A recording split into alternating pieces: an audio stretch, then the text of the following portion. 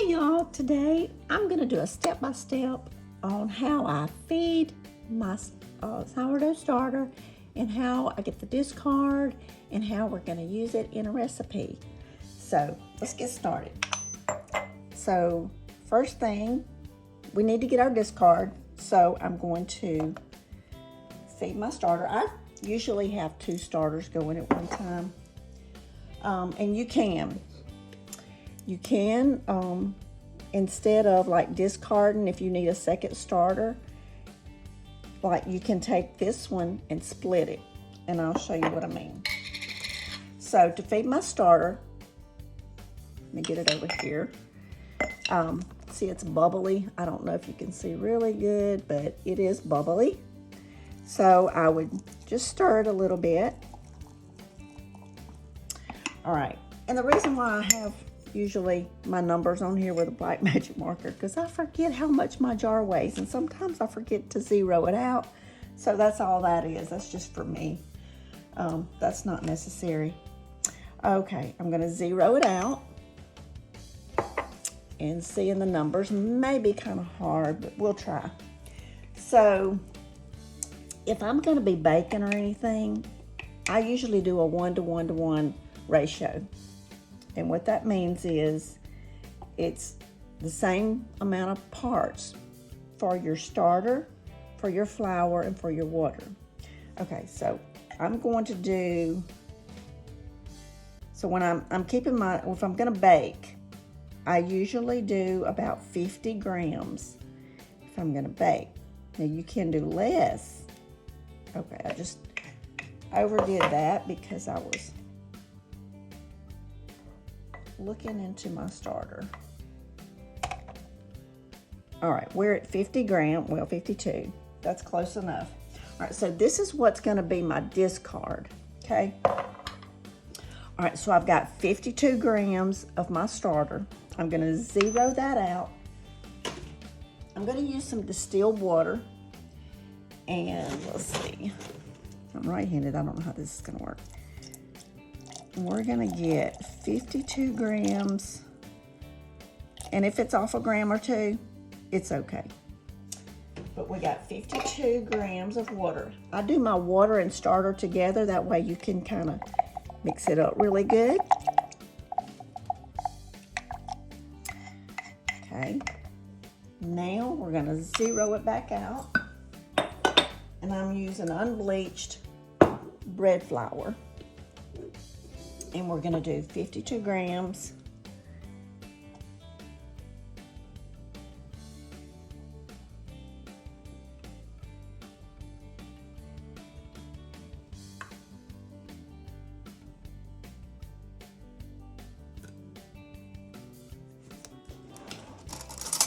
And 54, you don't have to get it right on, but I can take,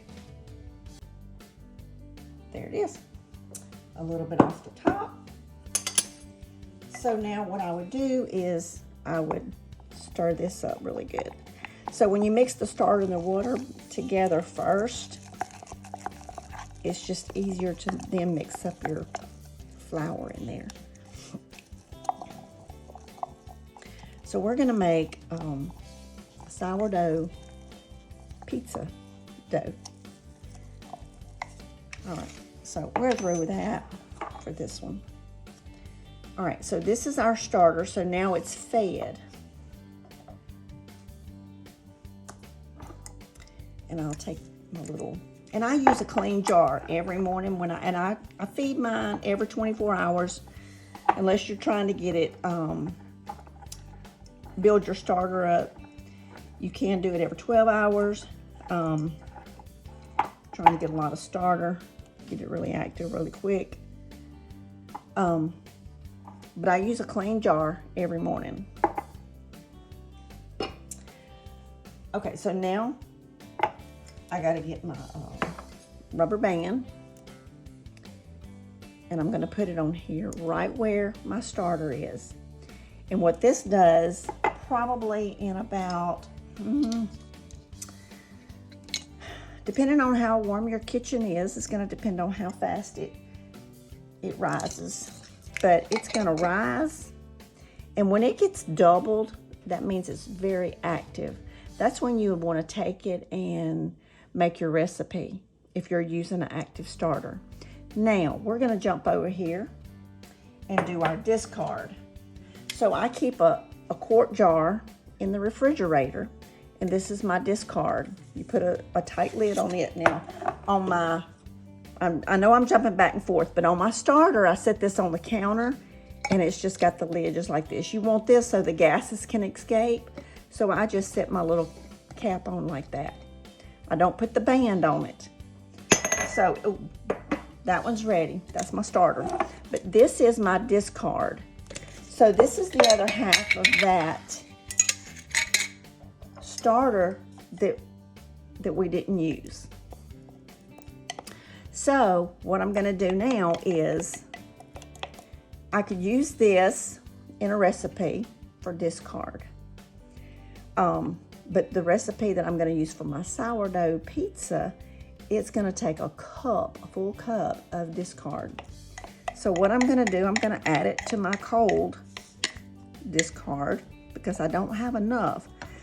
And we're gonna take that discard and I'm gonna let it get a little bit warmer, which I can put it all in like a measuring cup. And it won't take as long to get warm. So I'm just cleaning my jar out really good with a spatula here because you really don't want all that thickness going down your drain. It would clog it up. So I try to get as much out as possible. And then I'll run really, really, really, really hot water in there. Okay, so this is called your discard. And when I put it in the refrigerator, I do put a lid with the band on it and close it tight and put it in the refrigerator.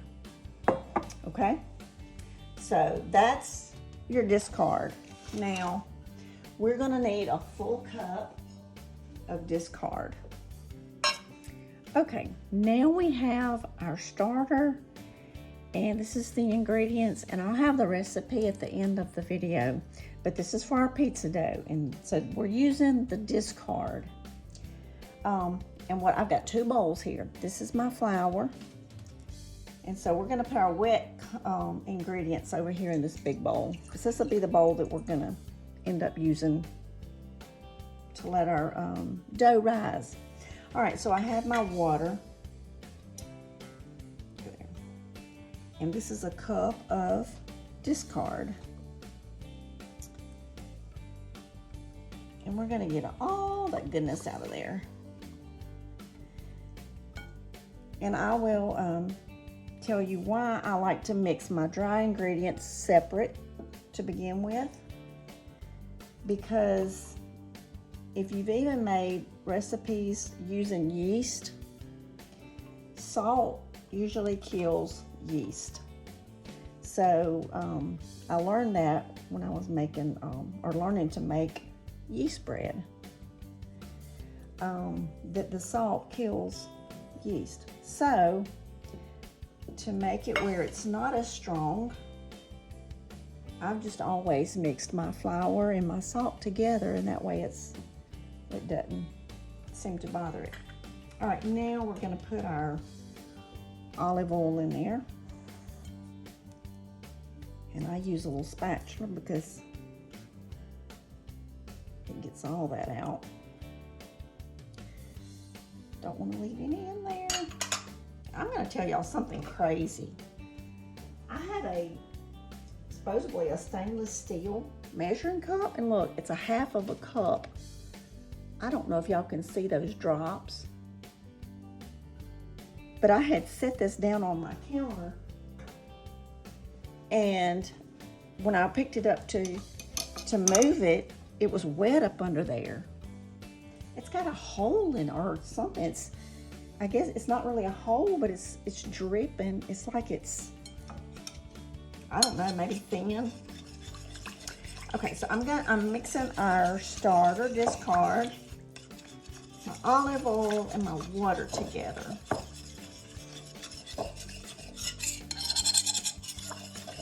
And y'all, I love this dough.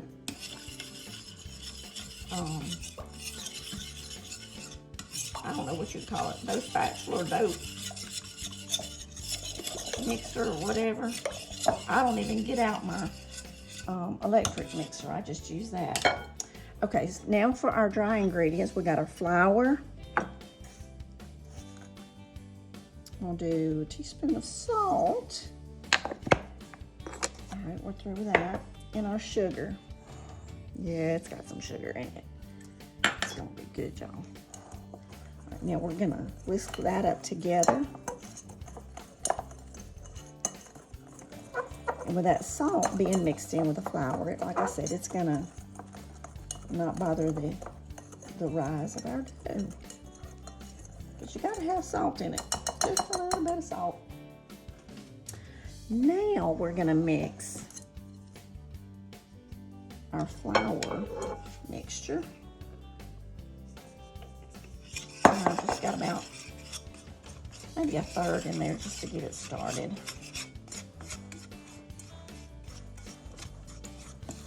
And this don't take but just a few minutes. It would take me longer to get out my big old mixer and with the dough hook and all on it than it does for me just to use this little hand thing and whip it right on up. And I got it off of Amazon. If y'all want a link, I can put a link in there. If not, you can go search it on Amazon.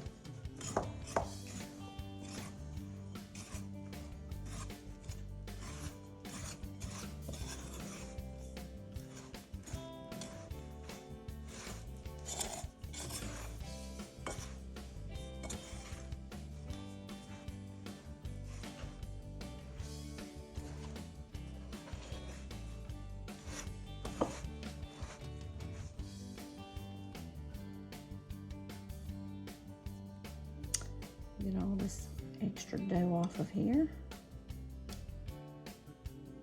See, that didn't take me just a jiffy.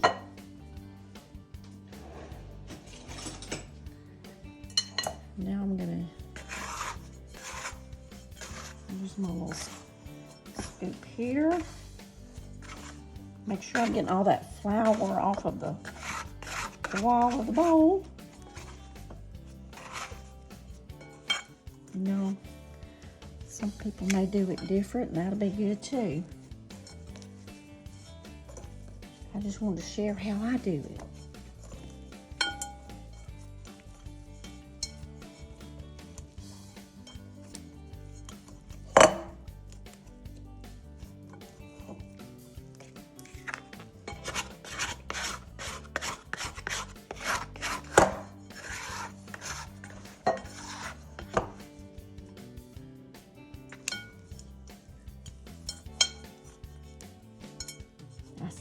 The reason why I'm still mixing a little bit, I feel flour that wasn't mixed up in there. So, all right, we're gonna cover this and we're gonna let it sit. Usually it takes, in my kitchen, every kitchen's gonna be different. Oops. About 5 hours or so. Alright, I'm gonna just kind of get it loose on the sides here. And we're gonna be done. This is how easy this is. Okay, so I'm gonna cover and let it rise.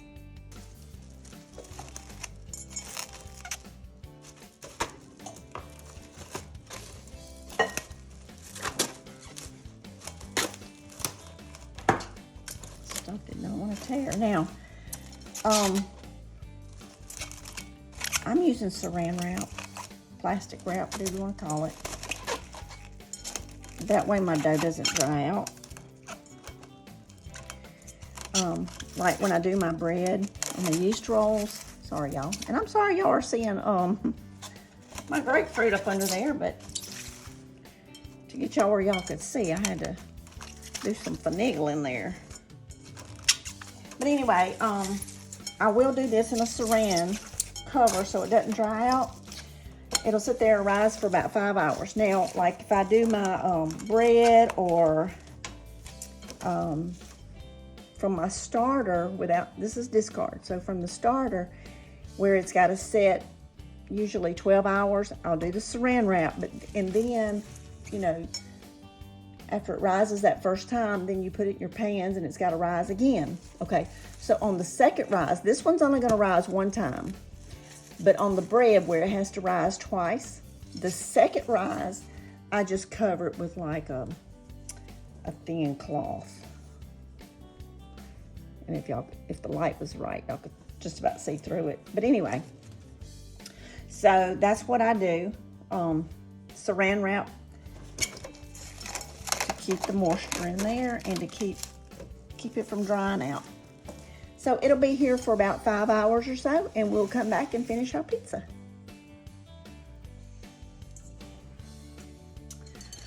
Okay, all I did was got my little spatula here and scrape this out, my dough out on the counter, and then got my little spatula and cut it in half. So I'm gonna make 2 doughs instead of just one, because they have been being really, really big. So I just put flour down and we're gonna roll it out.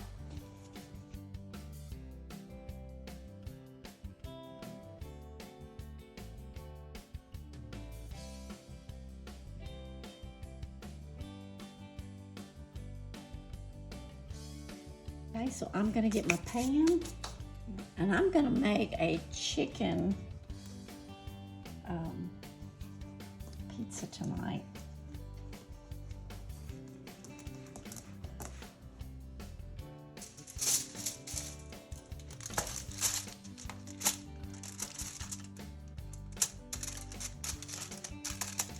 This one's gonna be a thinner crust. So with the recipe I gave you, you can make a really thick crust and it's gonna be really big. Or you can do 2 thinner crust. Let's see.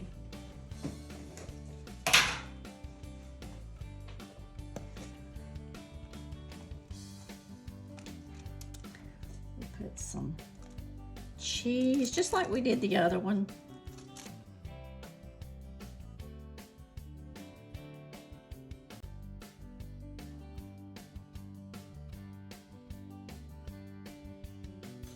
I like to use this right here, Rayos, tomato basil.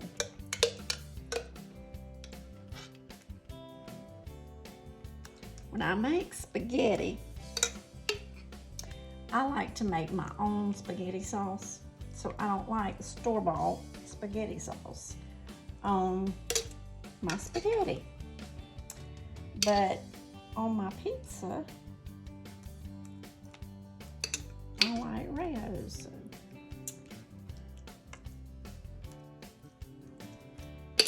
that's what we will use on here.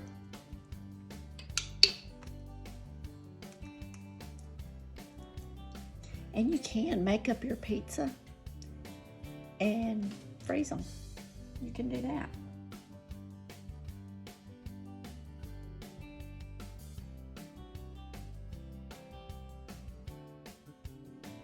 So I cut up some chicken. The chicken's already cooked.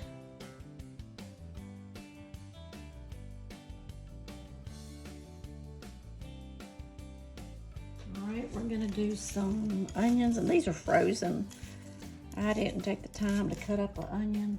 Should have, but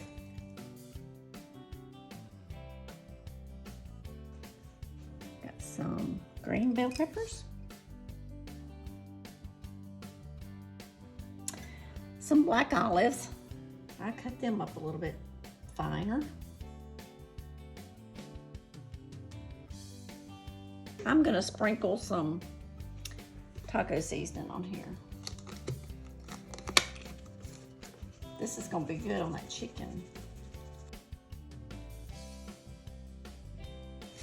I'm going to put some ranch seasoning on here. You can make a pizza any way you would like. Now we're gonna top it off with some bacon bits. Let's just top it with just a little garnish of cheese. Y'all, cheese makes anything good, right?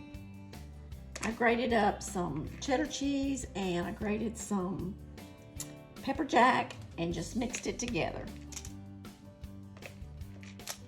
I like to grate my own.